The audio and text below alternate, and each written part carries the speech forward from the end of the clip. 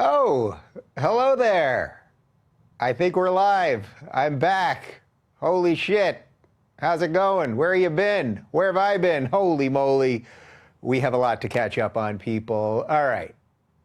This actually feels quite surreal to me. I normally do this almost every day, or I do interviews or talk to people or go on other people's shows, or I'm reading the news, part of this whole thing, fighting with people on Twitter, the whole shebang. I did not do any of it for a month, a real month, nothing. Nothing. I did not know anything about the news. I did not look at my phone. I did not tweet any of that stuff. We had one of my guys doing one of my gals actually doing Twitter stuff for us and taking care of the Facebook post just to get all the show stuff out there. But I personally did not do anything. I left the grid on August 4th. So that was 1 month and 1 day ago. I was in New York City. I had just done a little something. My original intention was I did an event on August 8th with Richard Dawkins, which I'm going to talk a little bit about, and hopefully some of you guys saw that video. My intention was to go off the grid after that. But the morning of the 4th, I had done something on Sirius XM in the morning with my buddy David Webb, and I was walking in the city, and I realized I had about 4 days still in the city before the Dawkins event. You know, I have some family in the city and friends and all that. And I was walking in the city and it was a beautiful day. And just that knee-jerk need and response and activity of constantly going to your phone, looking at it, all of this nonsense. And I was like, you know what? If I publicly just announce I'm doing it right this second, then I know that I'll be able to hold myself to it. So I sent off a little string of tweets saying that I was disappearing and going off the grid, and I did it. So as of August 4th, nothing really. So I'll skip ahead for just a second here. My original intention today was that I was going to come here, sit down just like we're doing this right now. I was going to come back and do this and have no idea of what's been going on. And do that straight with you. Just actually do like a Q&A thing where you guys could tell me what's been going on, or I would have had Amira and David just reading me some news things to catch up. At one point I thought maybe I was going to ask my buddy Colin Moriarty to come in and catch me up because I think he's pretty astute on the news and a good guy. But then 2 days ago, on today's Tuesday, so Sunday night, I was invited to a dinner with some former guests of the show, and it was kind of a big thing. And Eric Weinstein, who, as you guys know, is a multiple Rubin Report guest, multiple time appearances, and become a good buddy of mine and a friend, and I was almost going to say mentor, but he's one of the people that I go to when I'm confused about things or I need some counsel on something. Anyway, I met him about an hour before the dinner, and he said, "Look, at this dinner, people are going to be talking about everything that's going on there. Why don't I just get you up to speed?" So we spent about an hour just getting me up to speed on the major things. So I had not heard about what happened in Charlottesville. I had not heard about the hurricane. I had not heard about some of this Google stuff. I just scribbled a few things down here. I hadn't heard about this DACA thing, which I guess is unfolding right now. I hadn't heard about anything. The only one thing that I did hear about in the month was that for a couple days towards the beginning of the month, I was in Mexico just I was working on the book, but really just for at least a few days of it, just trying to like lay on a beach and just clear my mind. I mean, just clear the mental clutter that all of us have, right? We all have this endless onslaught of news, all the social media stuff. Obviously, someone like me, I'm in it in an extremely intimate way. So the only thing that I heard was that while I was in Mexico, I was doing cardio every day. Can you tell I lost a little weight? Oh, I also have a beard. How about that? Anyway, so I was doing cardio every day, and the TV that was in front of me every day was ESPN Espanol. So I did see something about hashtag Barcelona from a lot of athletes. So I did ascertain that there was a terror attack in Barcelona. I know nothing of it beyond that. But what was interesting is that when I was in Mexico and I was at one of these like all-inclusive resorts where you just plop down and you pay for everything up front, so everything's free while you're there. So you don't leave the resort, basically. And people were coming and going, and you meet people. And I was really trying not to be, I can be decently social, but I was trying not to, actually, because I really just I didn't want to talk news with people, first off, and everyone wants to always talk news. And a couple times people would come up to us, we'd be in the pool, they'd want to start talking news, I'd say I'm completely off the grid. When I would say that I'm off the grid and my phone was literally locked in a safe that I did not have a code to, I would tell people this, and I'd say, well, I'm off. I started a week ago, 10 days ago. I'm off till, for another couple weeks. It like blew people's mind. Everybody was like, how can you possibly? You're doing it? I can't believe you're doing it. I wish I could do it. And what about work emails and blah, blah, blah. And all these people that are on vacation. That was my one major takeaway, just on the total, just digital front and using these devices and all that stuff on the iPhone, is that the amount of people, the inability to shut down even when you're on vacation. So we were in Cabo, which is kind of close to LA. It's like a 2-hour flight, and it's just beach resorts. That's it. So I'm basically just sitting at a pool that's just facing the beach, and that's it. And I really was just focusing on clouds and the waves, and I could feel my mind just decluttering, just all that shit that's up there. I could feel it kind of just, opening up some new doors, closing some other doors. It was nice. But then I'd look around the pool and all of these people who are staring at beauty, I mean, just an ocean, and some clouds and some gorgeous waves. And people are taking selfies, everyone's taking pictures of their frozen drinks, people are battling, banging on the iPad and all that stuff. And just the inability to escape some of the digital madness. And I say this with all due irony as someone that creates content in the digital space, and that you guys are watching this digitally right now, and I'm doing it right now and all that stuff. But it did give me some perspective, and you know that I've talked about this stuff, and I've had Tristan Harris on, who's a former Google guy, who was talking about the ways that they kind of trick you into always needing more and more of that. But I got to tell you, getting away from it, I'll talk about the news part separately, but getting away from just looking at the phone constantly, like my hand going to my pocket if I was just standing on a corner. This happened a couple times because I wasn't doing anything with my phone and didn't have it with me. If I was meeting somebody, I didn't have a phone, I'd have to just stand. In the old days, you were meeting someone, I'll meet you on the corner of 43rd and Lex. Well, you'd have to, at noon, you'd have to wait there and hope that they'd show up. And you couldn't just stare at a phone the whole time. You couldn't track them or track yourself or drop a pin or any of that stuff. And just doing simple things like that was, it felt good. It felt good. It was like a throwback. I felt like a throwback to some other time. Also, just getting away from the news in general. It's funny, even though I'm just catching up on all this stuff, and I don't want to go too deep into what I missed, because obviously I'm going to have some catching up to do.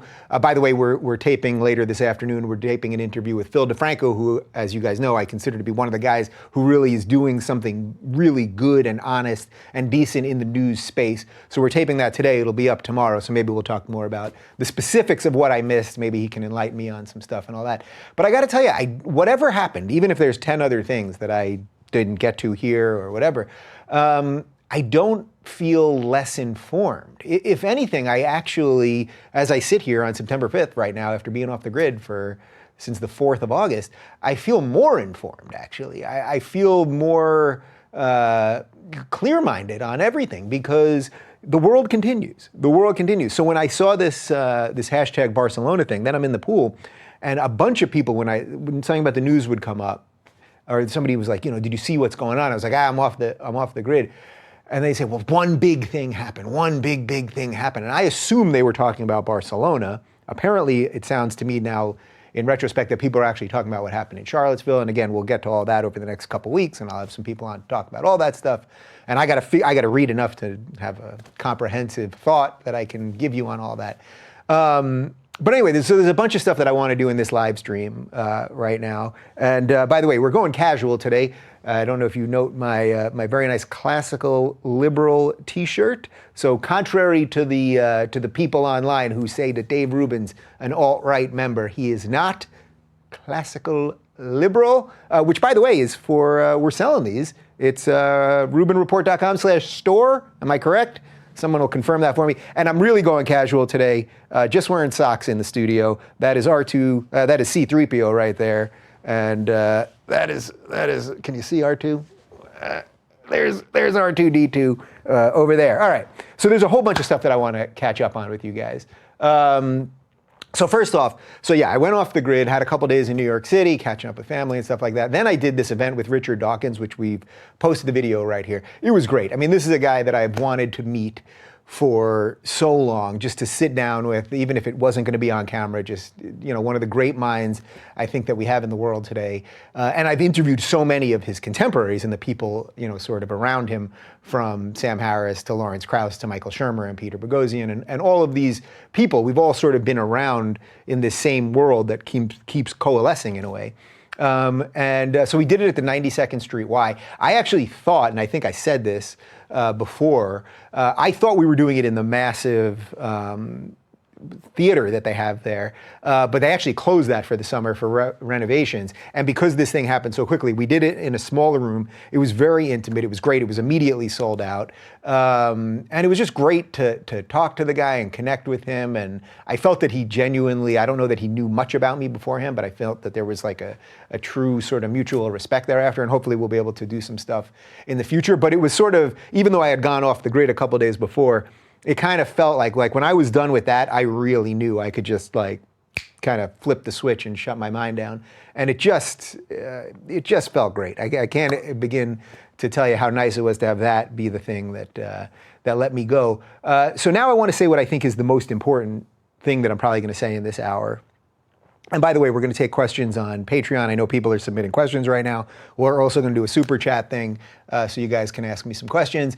But the most important thing that happened to me over the last month is that I constantly found, in the moments of silence or quiet, if I was just laying on the beach, and I want to talk to you about the book also, but wherever I was, if I was at dinner or even just having a cup of coffee, or around in this last week and a half that I've been back home and I've been working on the book, I've been doing more gardening, some other stuff, that I constantly found a real sense of gratitude that you guys, that especially those of you, the 4,000 or so of you that support me on Patreon, and now we're doing monthly things on PayPal as well. The people that support wherever you do it, or have done it, or whatever.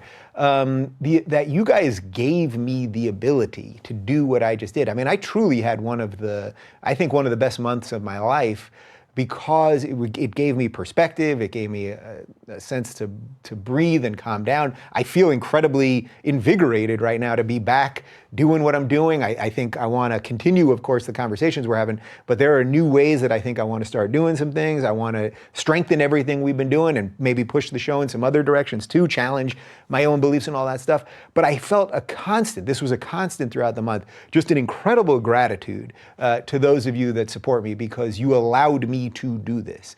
You allowed me to work on the book. You allowed me to shut down. The average person does not get to do that. And you guys enabled me to do that. And I'm forever grateful for that. And I think that the payback that I can now give you is by doing better work than ever before. And that's what I intend on doing. All right.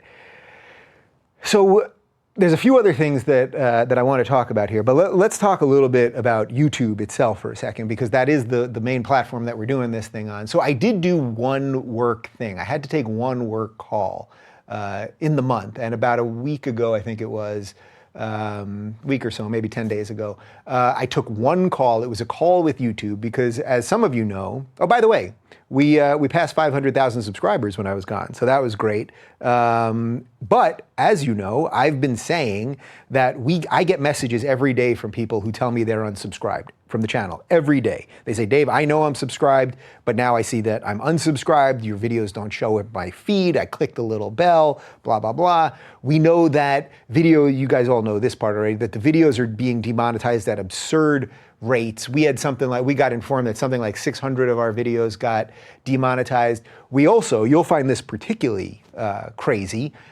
So when I left, so you guys know I left end of July is when we wrapped up, and we had taped a whole bunch of shows. So the shows that you got when I was gone, we did Beyond Dawkins, we had Gad Sad, and we had Your Own Brook, and we had Guy Benson and Pia Milani.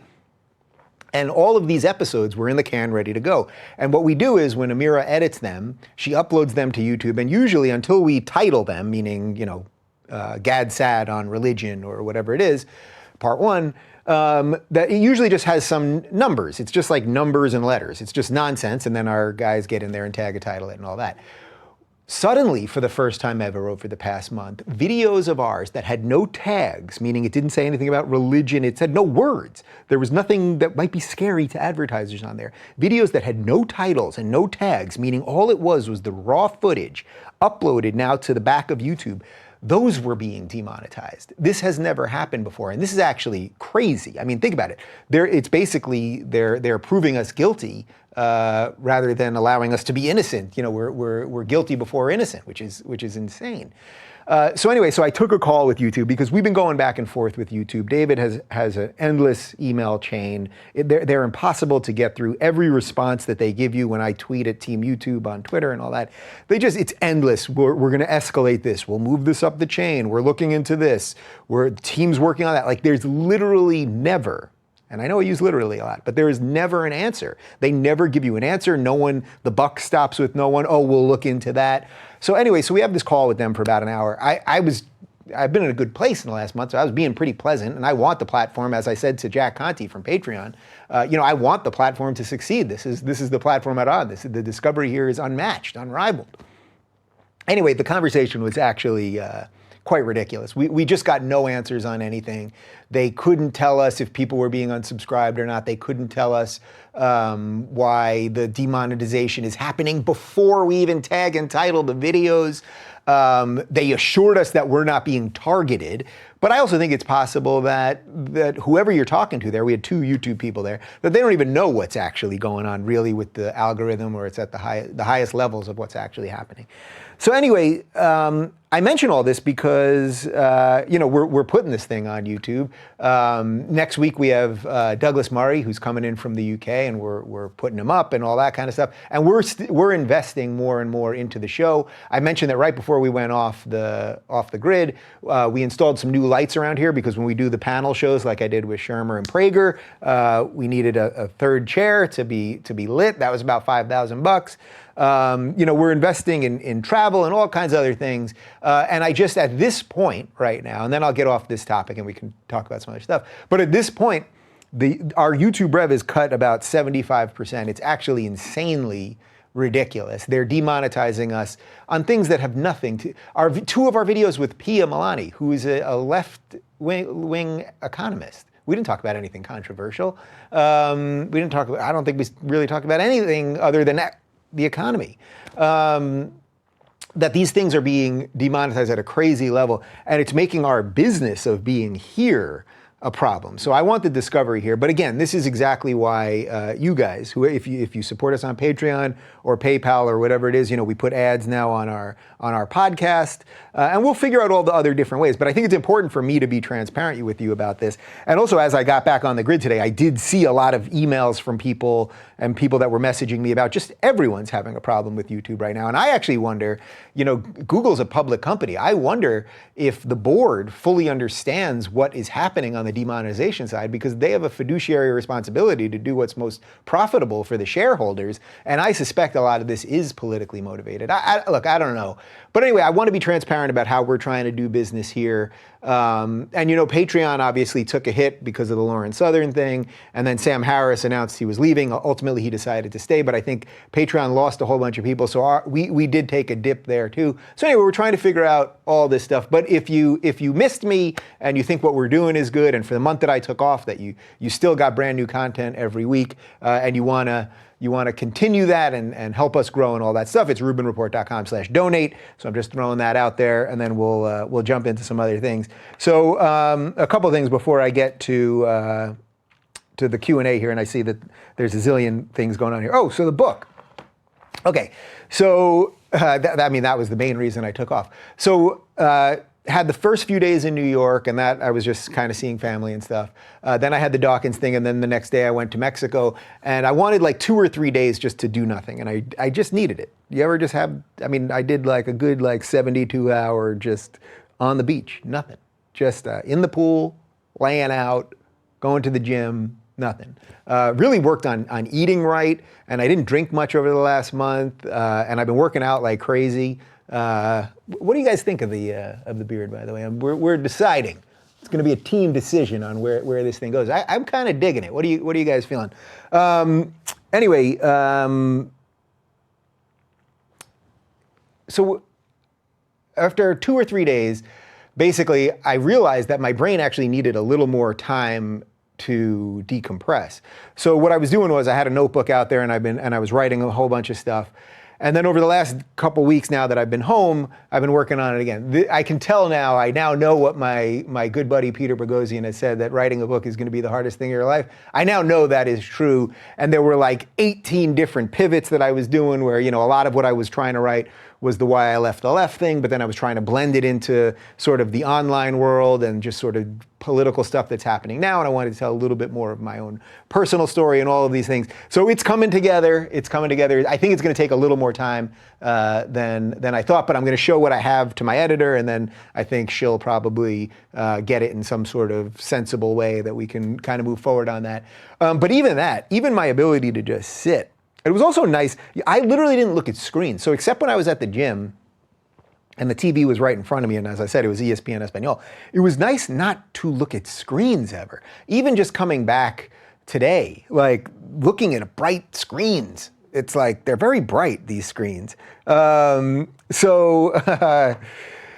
anyway, so that's where we're at with the book, and I'm going to keep pushing through, and I'll keep you guys posted as we're doing it. But again, I could not have afforded to do this if it wasn't for those of you that help us do this. So I'm incredibly appreciative to all of this stuff. One of the other things I just want to say about Twitter specifically, because just this morning I'm back on, and I haven't even really looked at my mentions, but I just tweeted out that I'm doing this right now, and I have Phil on and whatever else.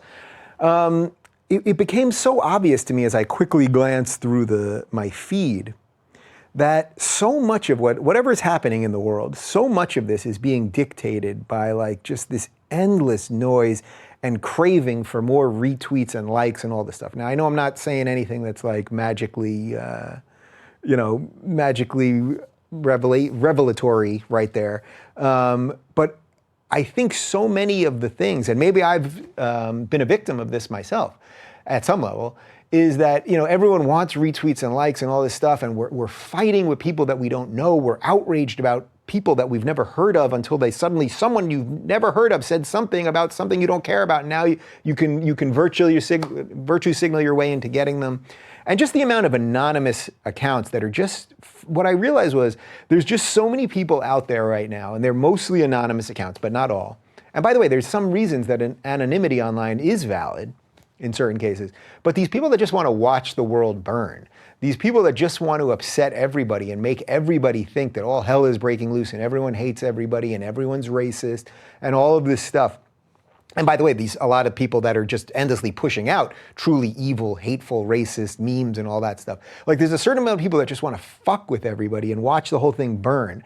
And I don't want to strengthen those people in any way, and I'm not going to strengthen them in any way. I don't think that's really what I've done, but I want to be even more aware of that. Because it just so hits me that we're watching right now, and again, I'm saying this as someone that's been out of the loop for the last month, but from what I've seen in the couple hours of being back, that the extremes, that if you think that there now is this sort of, that this alt-right or white supremacist or whatever you think that thing is, well, it's been, for the last 2 years, what have we been talking about on this show pretty consistently? It's been the left has to start becoming liberal again, looking at individuals, not looking at groups. That is actually prejudice. If you look at someone by their skin color or sexuality, and then you think you can understand them because of that, or you think they should think certain things, that's prejudging. That's prejudice. And I think that's why I've tried so hard for the last 2 years to try to get the left to not do that, because ultimately, of course, it was going to lead to sort of either a white identitarian movement using the same tactics of collectivism that the left is using, or whatever is happening. But again, I don't want to go too far into that right now because I have to see exactly what's happening here. But my overriding point being that I want to keep having conversations with people who are truly saying something, even if they're saying things that I disagree with, but that are truly trying to find some answers and change the world in the right way. Again, I may not agree with the specifics of what they want or what they're doing or their outcome, but that are truly trying to do something, versus just we all get caught in this noise of just these crazy people just screaming shit all day long. And by the way, when I was off and I saw some friends and family and things like that, telling people at a dinner table, we're not going to do politics tonight because I'm off the grid and I don't want to hear any of that. Most people at first, they kind of like, well, but Trump this and, this happened. But putting that aside, people also, there's a lot of other things you can talk about. You could talk about art and philosophy and AI and sports and a gajillion other things. And I think that the constant attack, an onslaught that the media is putting into us, that every little political decision, all hell is going to break loose. I mean, even if you think, so I've been off for about a month. Remember those Comey hearings all about Russia? And everyone said, well, this is the smoking gun, this is the smoking gun. Trump Jr.'s meeting about this is the smoking gun. It's like, well, what happened to any of that? But we all spending all this time focusing on all this political nonsense. And again, it's why I always say the best government is one small enough that they can't affect you in every way. And I'm going to keep pushing that idea too. All right, so there's a lot of people here. All right, so it looks like a lot of people are digging the beard, so I'm happy to hear that. Somebody saying, hey Dave, glad you enjoyed your vacation. Any thoughts on the North Korea situation? Plans on getting DeFranco on the show? And what about lesser known Razorfist? So I'm not sure who Razorfist is. DeFranco's on today. It'll be up tomorrow. As for the North Korea thing, so Eric caught me up for about 10 minutes. I obviously need to read more before I comment about it. As a general rule, I'm not for preeminent strikes. I'm not for attacking first. You can see I've been out of it for a little bit. We'd have to see what's really going on there. On Super Chat, somebody said, thanks for having Douglas Murray. My pleasure. I had him on once on Skype about 2 years ago. I'm very excited to sit down with him. Someone on Super Chat said, lucky you have us, who needs ad revenue anyway? Yeah, you know what? The funny thing is on the Super Chat, YouTube takes a percentage of that number, whatever you put in to do that. I don't know what the percentage is offhand, but the simple thing is that the ad rev on YouTube has just become, I'd be an idiot if I was running a business that I was relying on that ad revenue. It's down immeasurably, and the fact that this concept, really think about this. They are demonetizing some of our videos before we've attached any metadata. Now that can't be happening on every channel. I would venture to say, and I asked the guy outright, and he said no, but I don't know that he knows or would tell me. I said, are you telling me that on left-leaning, or whatever the SJW, or whatever you want to call that, you're telling me on those political channels that their videos are being demonetized before they have any metadata? And he said no, but how can I believe that? And why would you be doing that anyway? How does that make sense? If you look, I said to the guy, look, I give you a television quality show. If this show could be on television tomorrow. We get offers to do bigger things, it's all relative, but we get offers to do all kinds of other things with this show. I love what we're doing now. When I talked to you about gratitude before, I realized that in a certain way, there's always things that I want to change. There's always things that I want to grow. There's always things that I want to expand on, all that. But in a certain way, I kind of have exactly the operation that I want right now. We control this thing. We've got a great little business running. We're figuring out all those other ways to do it. If one of the networks came to me and offered me, 7 figures, honestly, I don't know that I would do it. I really don't. I don't, at this point, why would I want to even? But that being said, I have to be smart about how we can continue to make a functional business. And unfortunately, YouTube is just making it impossible for us. Somebody's asking about a panel discussion with Yaron Brook and Jordan Peterson. They have some interesting disagreements. They absolutely do. It's so interesting because, if you saw my interview with Yaron, which we put up 2 weeks ago, I really like him. I think he makes great arguments for rational self-interest, and Jordan Peterson does. Now they have differences on what religion does within that. I'd love to sit down with both of them. I'm actually doing some events with the Ayn Rand Institute over the next couple months. I'm going to be at Harvard on, David, correct me if I'm wrong, on January 19th. With Brett Weinstein and Steve Simpson. And then I'm going to be at, I think, Clemson with Jordan Peterson a little bit after that. But anyway, yes, I'd be happy to get Yaron and Jordan to sit down. I think that would really be great. Okay, here we go. From Patreon, I guess my question as a guy who's jealous of any unplugging success, how long did it take before you regretted plugging back in? What was the most shocking bit of news you catched up on? That's good. This morning, okay, so Eric, yeah, I'm right on it's the 20th at Harvard with Brett Weinstein, so you can look into that. So as I said, 2 days ago, Eric gave me just the breakdown, but I wasn't watching TV or even looking at my phone or any of that stuff. He gave me the breakdown of what was going on, and I felt it was, as I said, I wanted to do it straight up with you. I wanted to just sit here today and do this with you guys. But because of the dinner that I was going to, it seemed like the right way to do it. And as I said, Eric's the right guy to fill me in on this stuff. So to your question, I gotta say, when I woke up this morning, so last night, so used to be, before this little break, you know, I'd have my phone on my nightstand, and sometimes I'd be looking at it before I went to bed, and then sometimes I'm looking at it right when I wake up. And that's not really a normal way to start the day. I can scroll Twitter and see how many people told me to go fuck myself before I've had coffee. Like, that's not normal. By the way, 90% of the interaction I get everywhere is positive. It's this, you know, there's always gonna be the loud haters and the trolls and all that. Okay, fine. But anyway, last night, right before bed, I walked into the bedroom and I had my phone and I was about to put it on the nightstand. I was like, you know what? No, I'm not going to do this. So no more phone in the bedroom. So I am actually setting up some new rules for myself in general. No more phone in the bedroom. I will not look at my phone or even my iPad unless it's for reading, you know, reading a book, an ebook. I'm not going to be doing that in the bedroom. I don't want my day, your day should not start with the immediacy, even if you're not on social media. Your day doesn't need to start with the immediacy of what happened today and who can I be outraged about and how did this happen, blah, blah, blah. That doesn't mean you don't have to be informed. I tell you this as someone, I love logic and reason and education and all of these things. You gotta be informed, but you also gotta live a decent life. So I learned a little something on that. So I would say the most jarring part of coming back truly is looking at the screens. Like, just looking at screens, there's something different. I've been looking at people for the last month. I've been sitting down across the table with people. I do this normally too, but when you really take a month off screens, you think a little bit about how weird it is that we're all walking around with our heads down, looking into this. Yo, you'll love this. So I'm about to get off the grid. I'm in New York City. This is what actually pushed me finally when I told you I got off a few days earlier than I wanted to. So I walk out of SiriusXM, and that's on about 50th and 6th or so. And I walk over to the Time Warner Center. That's the building that CNN is in. And I go downstairs to Whole Foods. I was going to get an iced tea, and I'm on my phone. I get the iced tea. I'm on my phone, and I'm looking at something, and I started walking up the down escalator. I kid you not. And these three girls, I don't know, probably a little younger than me, all kind of laughing at me. And and then I was like, man, I just looked at them. I was like, yeah, I need a break.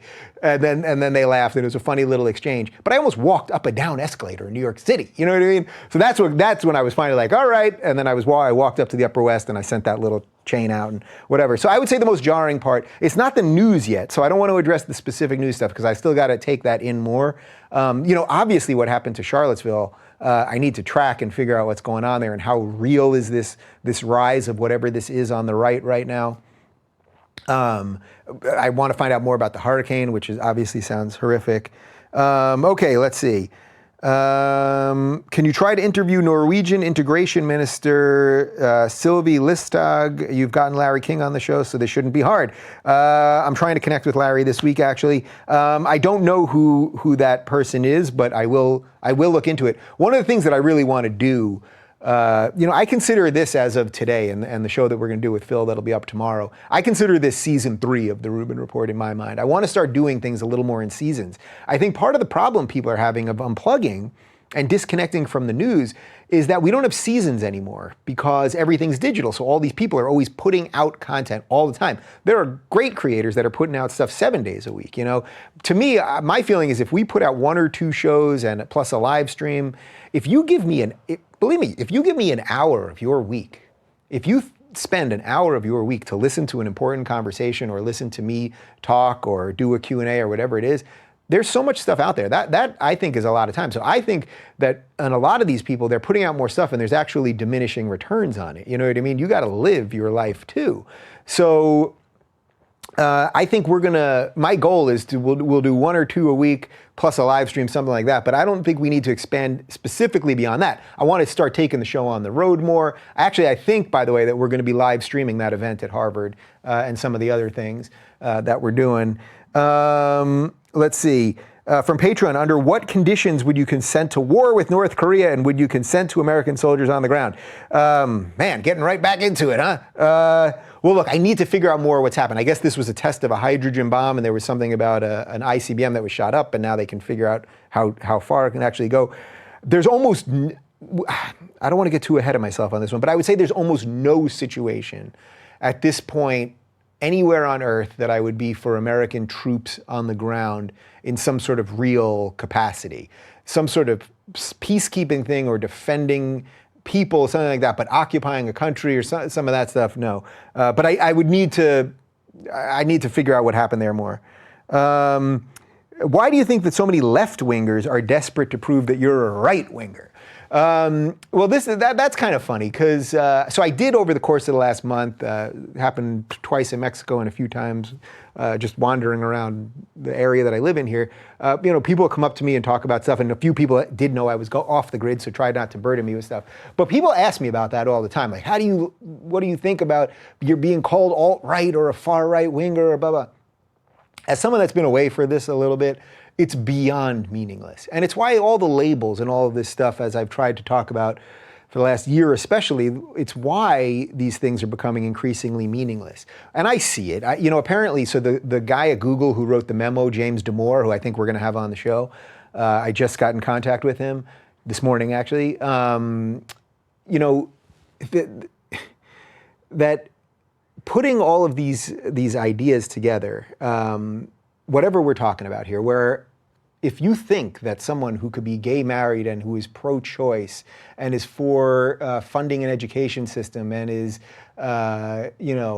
for assisted suicide and for reforming the prison system and for legalizing marijuana and all these things, if that person to you is far right or alt-right, then that's a pretty freaking big tent that those right-wingers have, those evil right-wingers.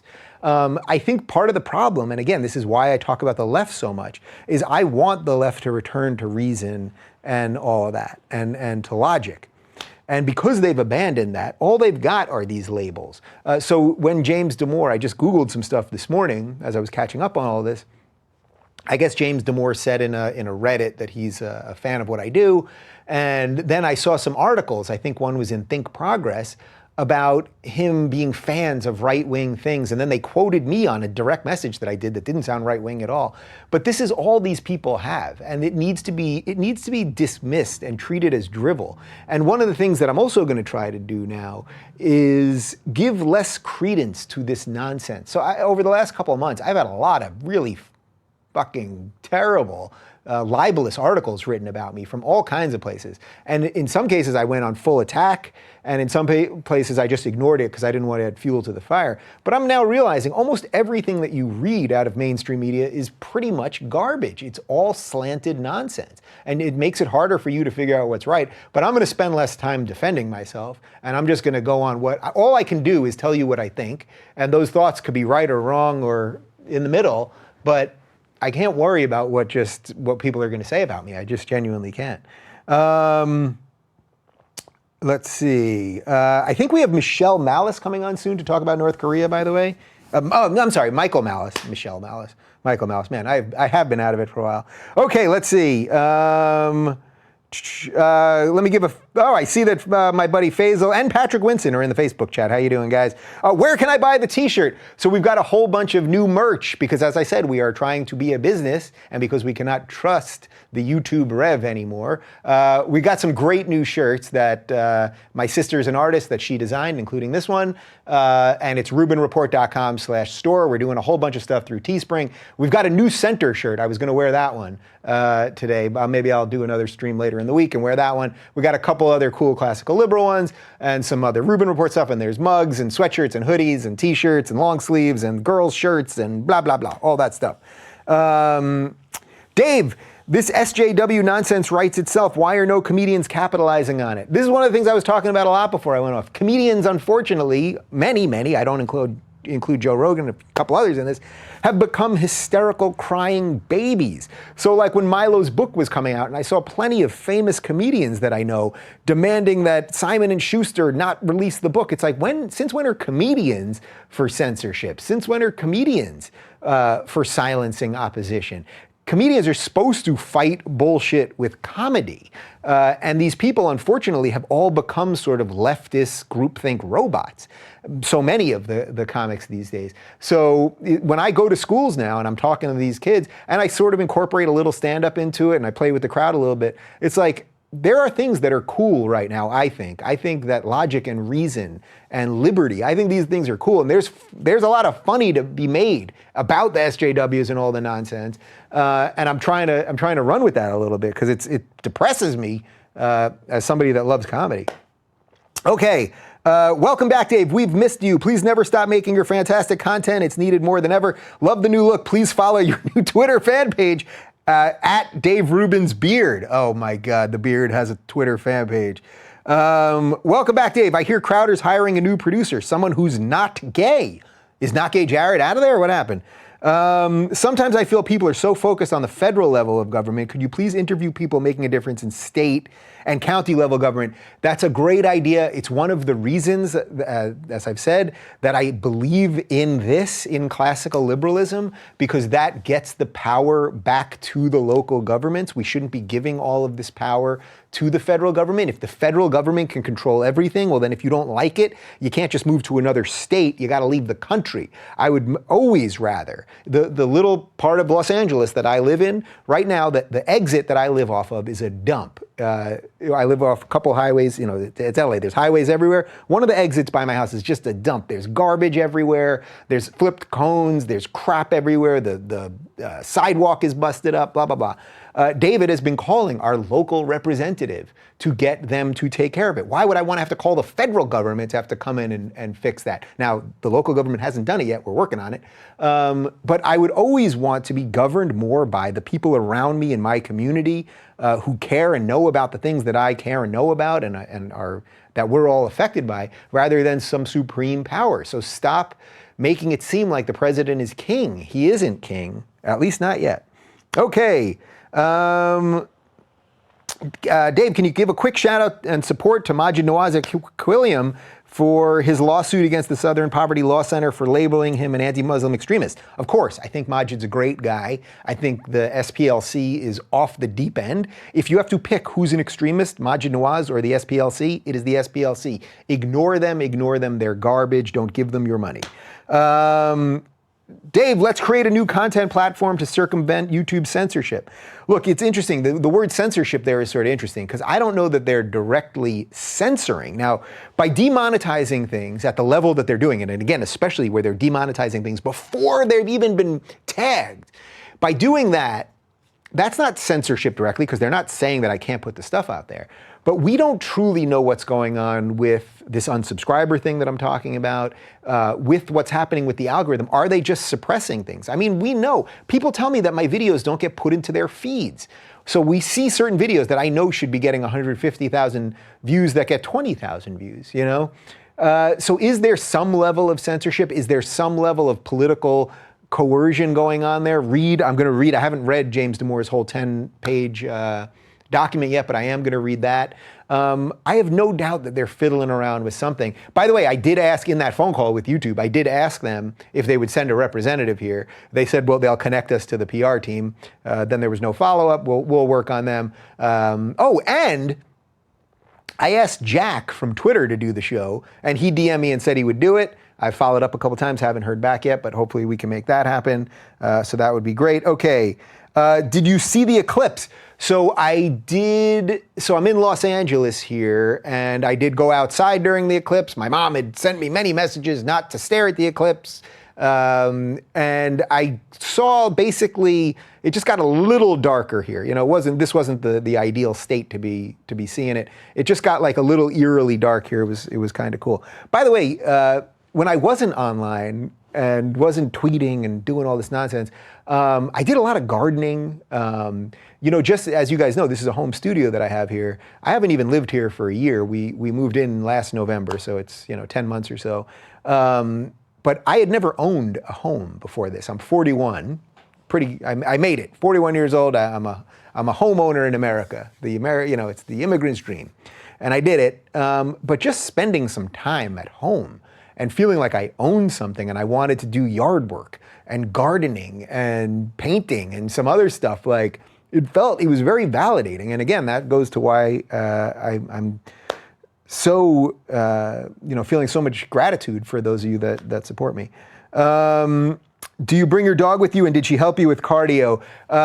So most of the cardio in Mexico, I was just at the little gym there. I did get an elliptical machine in the house here because even though I do go to a gym, it's a couple miles away, and just because my schedule has been so nuts, I haven't been able to get there as much.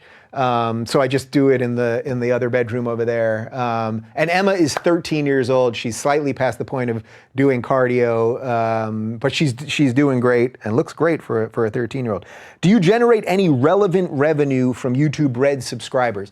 So there is a breakdown in our back end where we can see, we made this amount from Super Chat, let's say, and this amount from Ad Rev, and this amount from Red. So we do make some from Red. It's not much, but I don't know how many people actually do Red. But if you're on Red and you're watching us, we are making something off you, and I do appreciate that. Have you explored the non-religious aspects of Buddhism and meditation? I have found that I'm able to handle the noise in society and politics today.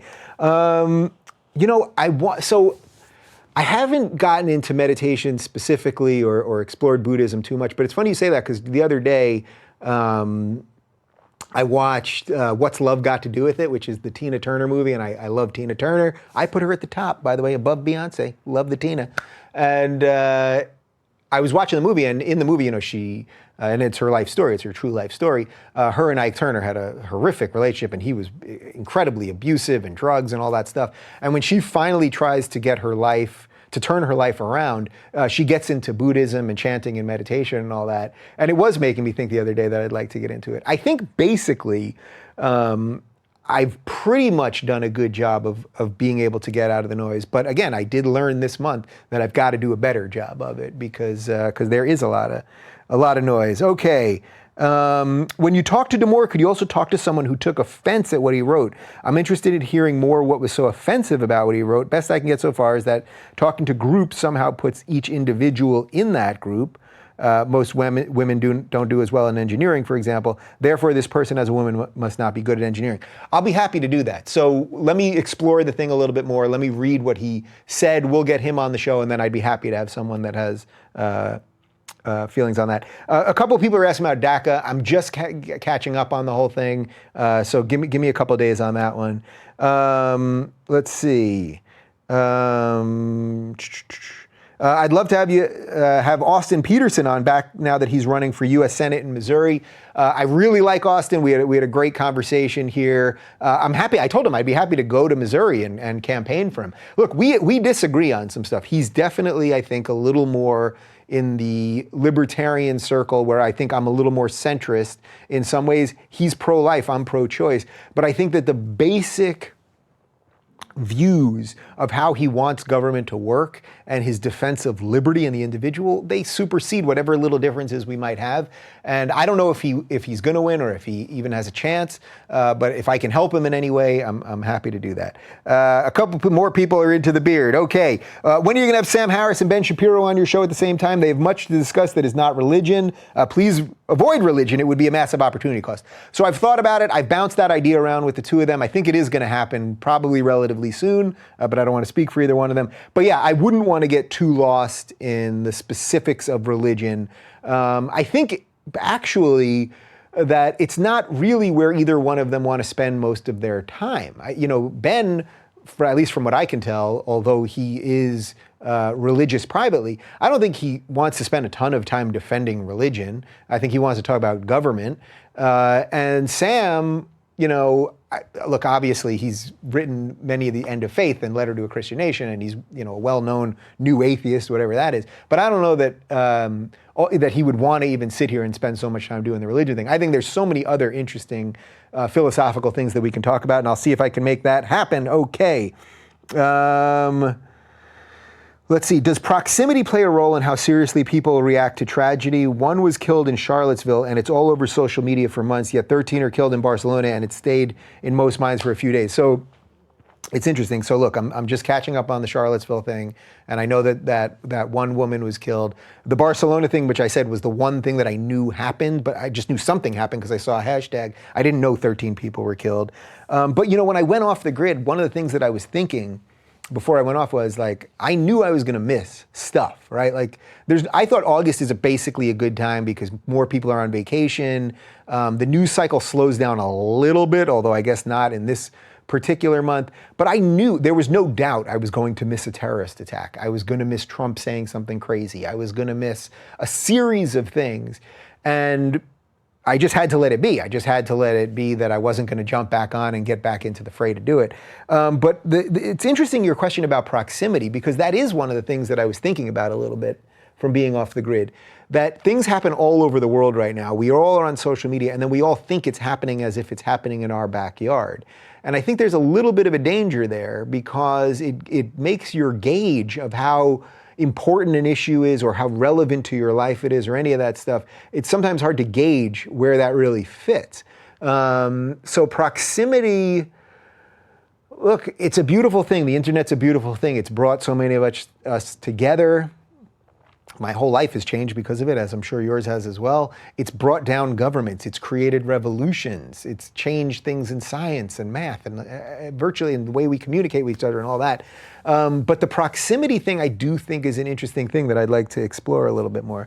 All right, by the way, guys, because I see a lot of comments, Classical Liberal, this is just one of the many new shirts in the merch store that I think basically went live today, the new updated merch store. We've got a new center shirt. We've got some Liberal Defense Force shirts that I really like, some cool Rubin Report stuff. It's rubinreport.com/store. And by the way, that's a way that if you're not joining us on Patreon or you're not a supporter on PayPal, but you want to just do a one-time thing and get something for yourself and help us continually grow, then please do that. And as long as I'm saying that again, I do want to remind you that here we are doing this on YouTube, but it's simply YouTube because of the demonetization, the algorithms, all this nonsense. It just simply is not a place where I feel that our business can grow anymore. We will play by the rules. We don't do clickbait. We do the right titles and tags.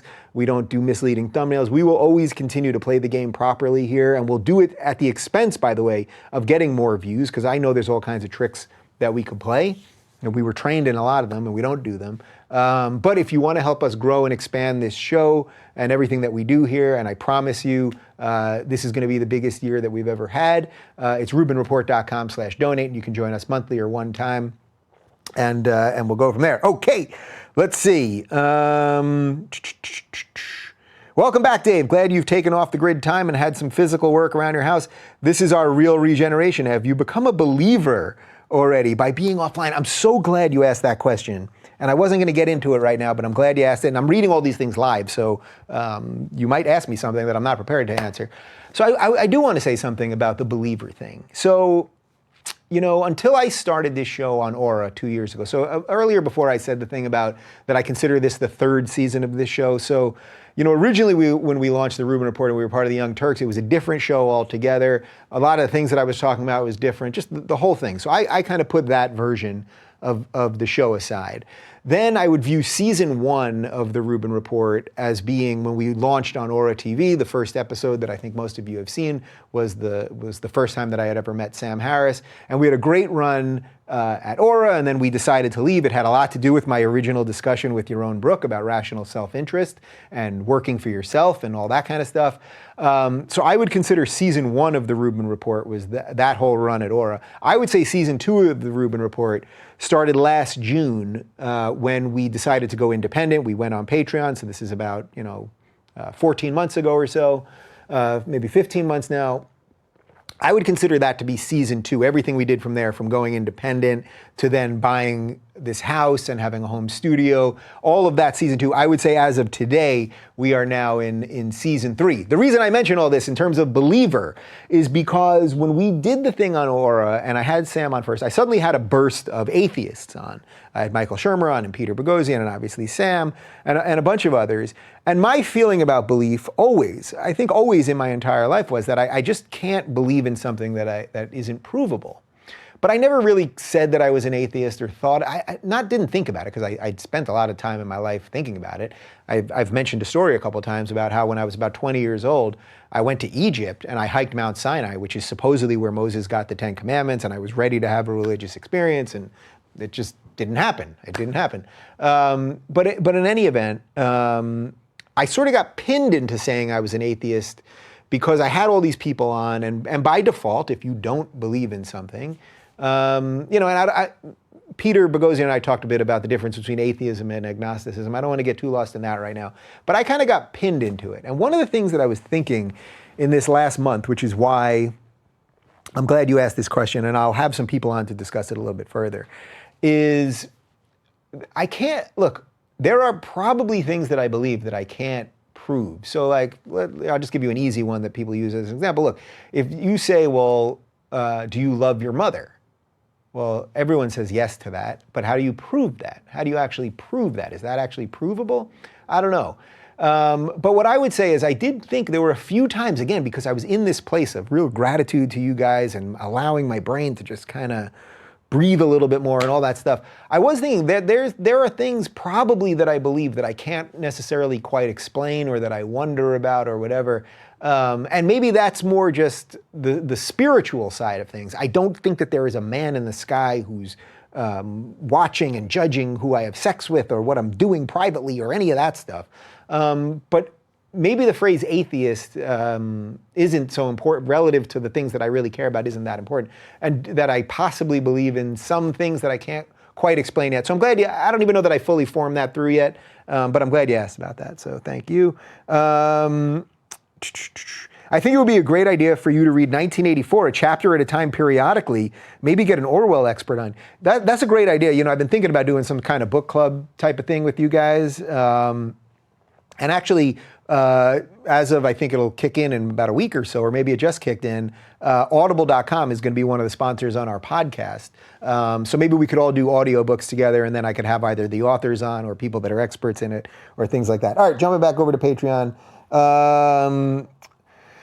What's your opinion on price gouging during natural disasters? Should the government intervene in situations like Hurricane Harvey, where some people are charging $100 for water or $10 for gas, or should the free market be left to correct the price increase on its own? So it's a great question, because it's that constant blend between government and free markets, yet you have a situation like this where there's truly a matter of life or death. I don't want to get too much into the specifics of this hurricane because I don't know that much yet. Should the government step in? I think in a case of a natural disaster, that if there are places selling bottles of water for $100, that I think you can make a very strong, sensible argument that there has to be some regulation of that. It's an extreme case where things are so out of the ordinary that I don't know that the free market can solve that properly. Yes, we would love, and it would be more ideal if a hurricane hits, if every store that is in the town says we're going to sell water for $1 or we're going to give it away. We're going to give it away, and then maybe the government will come in and give us some extra funding after or something. Unfortunately, I don't think you can stop people. I mean, should we be fining people or arresting people for price gouging? It's a slippery slope. It's a good argument and a good discussion to have, and I'm happy to have it more. If you are starting a new season, it's getting pretty close for time for a Sam Harris episode 3, Revenge of the Mindful. I will absolutely talk to Sam about that. This is a request for a panel featuring Jordan Peterson and Jonathan Haidt. I think we're going to try to make something along those lines work. Just jump up to Super Chat a couple times.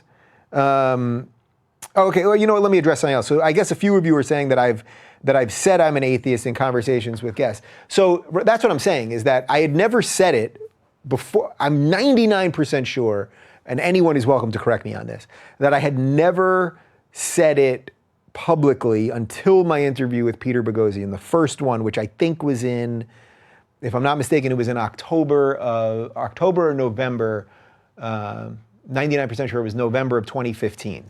I think that was the first time I had ever said it. I was always happy to have the conversations with atheists and all that stuff. What I'm saying now is I'm not making any major change, other than I'm just saying Do I think that there's possibly some things that I believe in that I can't quite explain, that I just can't quite explain? I'm not even sure what they are. I think that's possible, and I don't think that's a mark on my intellect or anything like that. I think a lot of us have these sort of these idiosyncratic little things popping around in our head that don't all fully line up all the time. And I'll come back and talk about this more and get the right people on to talk about it more. It's just something that's been bouncing around. Okay, here, well, we're just gonna do a couple more here because I got Phil DeFranco coming in. I've got to catch up on a zillion things. I'm glad so many people like the beard. I'm glad to see it. Okay, which idea do you think is more powerful? History repeats itself, or learn from history to not make the same mistakes? I think this is the unstoppable force versus the immovable object idea. It absolutely is that idea.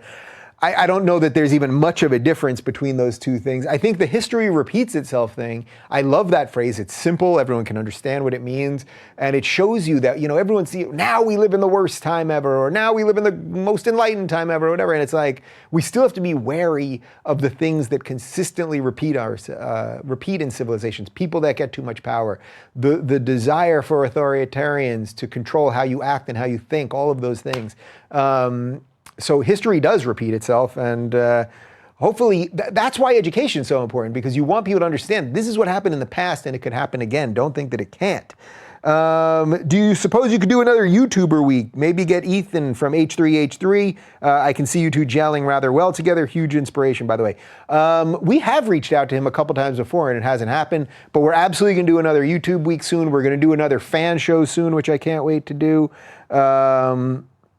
Have you considered having Peter Schiff or Tom Woods? Both have connections to Ron Paul. Those names are definitely on our master list. We're trying to get Ron Paul. I think our Learn Liberty folks have been trying to get him, so we'll see about that.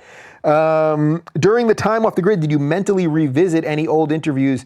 Do you have any new thoughts on old conversations? I don't know that I revisited any so specifically, like, oh, I should have said this or that. What I really did think about, though, was the sort of trajectory of what we're doing with the show and how I can tighten it, how I can get better, how I can learn more, how we can expand it more. So, for example, what I referred to as season 1 before, that first season that launched with Sam on Aura, that's really when the phrase regressive left was starting to gain traction. It had a lot to do with what we were doing on the show. And a lot of my guests were former leftists, or they were people of the left who were being abandoned by the left.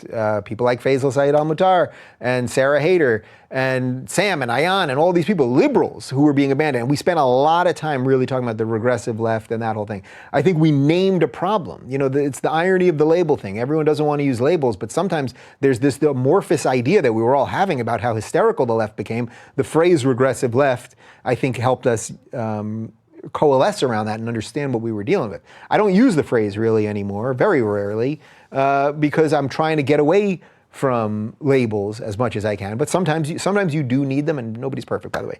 But anyway, this last year of the show, I think we had a really great mix of people all over the map. Although my critics will say, he puts these alt-right people on. Who did I have that was alt-right?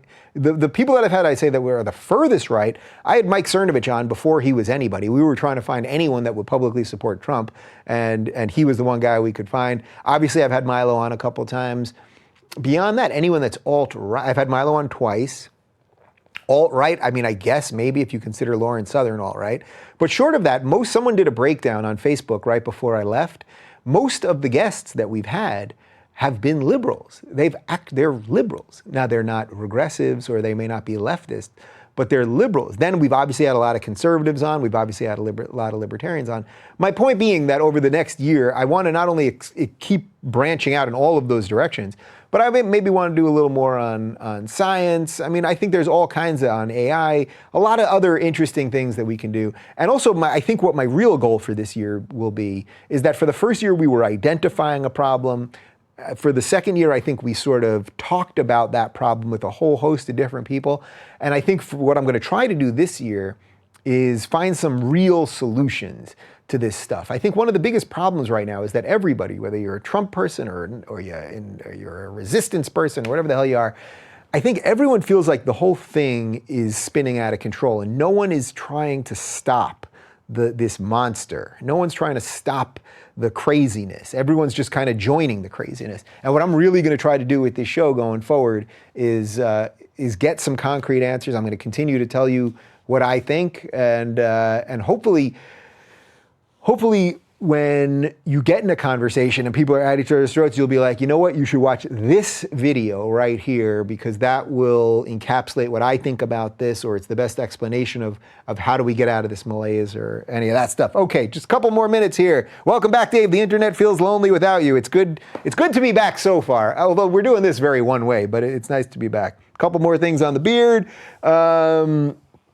Let's see. Is ball life? I think you're referring to basketball. I'm going to finally start playing in a weekly game again, probably in about 2 weeks. Now my knee's in better shape, and I'm looking forward to that. Let's see. All right, last couple stuff here. I guess you need to have more conversations about religions, philosophies, and ideologies then. Are you making any distinction between the three? I'll be happy to dive into that in another time. YouTube, Twitter, and Facebook are becoming censorious and less profitable. Because of this, would you consider moving to another site or starting your own site with other voices? There's a lot of discussion happening right now about this. Trust me, there's a ton, and I'm sure I'm not privy to all of them. I have no doubt that I'm not. But there's a lot of discussion. Look, at the end of the day, right now, I am sitting in my transformed garage, a great studio that we've built. And this is, by the way, there's another thing that I said to the YouTube people. I said, look, guys, I mentioned a little bit of this earlier, but that I give you a television quality show. This thing could be on HBO tomorrow. Now, we do this show for a budget. I think probably the budget that we do this show for a year is probably less than the budget that it takes to do one night of Anderson Cooper or whatever's on CNN on any given night. The amount of staff and all the stuff that they have. We have built something, everything that we have here. If you're a member on Patreon and you get some of the behind the scenes videos, if you see what our lighting grid looks like, if you see the cameras that we have, everything that we've built here, our control room, all of that stuff, we've built industry standard stuff here. As I said, we just invested in new lights, all of this stuff. And at some point, if YouTube doesn't allow us to make money off of it, off of a product that obviously thousands and thousands, if not millions of people really appreciate and enjoy, then at the end of the day, I'll put this out wherever. If this camera works and that wire works and the Wi-Fi works and this can get out to where we can get it, well, if you're watching on YouTube or you're listening to the podcast or you're on VidMe or Minds or Gab or wherever the hell you are, great. I think it's great. So we just have to figure out how to do some of that stuff. If you're interested in joining us, it's rubinreport.com/donate. And let me just knock out one more. Love your work. Thanks for bringing real ass news to YouTube, the true mainstream media. Are you planning on interviewing Ethan Klein from H3H3? All right, we'll try to make it happen. All right, so I think we should probably wrap it up there because I have so much to catch up on. I mean, I literally didn't check emails. I had an out of office on my work, but not on my personal. Even turning back on my phone, I had a gajillion texts. By the way, I could figure out which friends of mine watch my show or not because I had people texting me, not realizing that I wasn't off the grid. But anyway, just to wrap all this stuff up, we're going to do James Damore. We're trying to settle on when we're going to do that. I think it'll be a live stream. We've got Blair White. We're going to do a live stream on that. It might be this Friday, but we're trying to maybe move her to Tuesday just because a couple logistical things. As I said, Phil DeFranco taping it later today. That'll be up tomorrow. But more than anything else, I hope you can see it and hear it in me. I just genuinely, I thank you guys. I wish I could figure out the right way to thank all of you who support us to do this. You gave me an incredible opportunity this month that if you care about the ideas that we're doing here, trust me, I am rejuvenated and reinvigorated to strengthen these ideas and to keep figuring out new ways to get this stuff out there and continue to do good work. So I hope that I was missed a little bit, but I hope also that you'll take a little time and occasionally get off this stuff. And I'll accept it if you can't retweet everything that I do or post every video that I do on Facebook. But I'm going to try in general to maybe do mini ones every weekend now, just getting off the grid. Because I do think everyone's just slammed with this nonsense. Let's figure out together how to fight this monster of of fake news, of anger, of hostility, of all of those things. If anything hit me over the last month, just talking to people all the time, you know what I mean? Just talking and listening to people and all that stuff. That's what's important, and that's what I'm going to keep doing. So I am back in business, baby. I think the beard's going to stay. Did anyone not like it? Were there any comments that they did not like the beard? We'll review, but either way, I kind of dig it. This is no shaving for, I guess it's exactly 1 month today, probably. Anyway, so thank you guys. Again, it's rubinreport.com/store. If you want to check out some of the new merch we've got over there, if you want to support, it's rubinreport.com/donate. I thank you. I got a big day ahead of me because I got roughly 4 bajillion things to do, and I'm going to try not to be on my computer all day long. And we will continue this. So thank you, and may the force be with you.